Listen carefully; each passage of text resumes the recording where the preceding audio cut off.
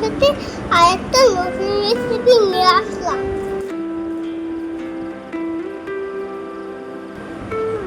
এবার ভালোভাবে ক্যামেরাম্যানটিকে ধুয়ে নিলাম। এবার উপরে অংশটি আলতো করে কেটে নিলাম।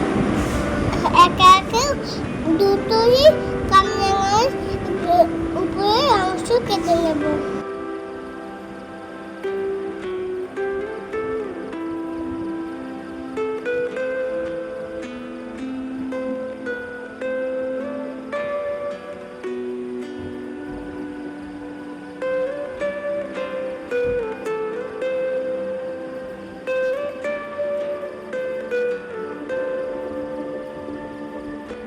উপরে অংশটিকে বাদ দিয়ে নিলাম।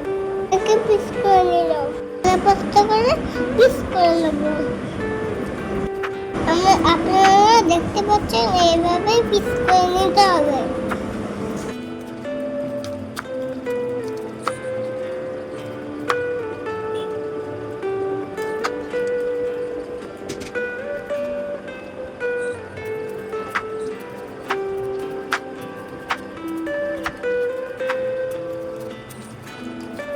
আমাদের পিস করে নেওয়া হয়ে গেছে।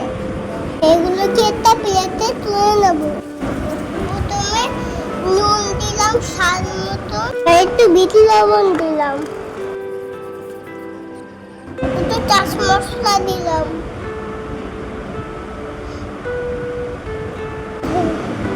এবার একটু লঙ্কার গুঁড়ো দিলাম।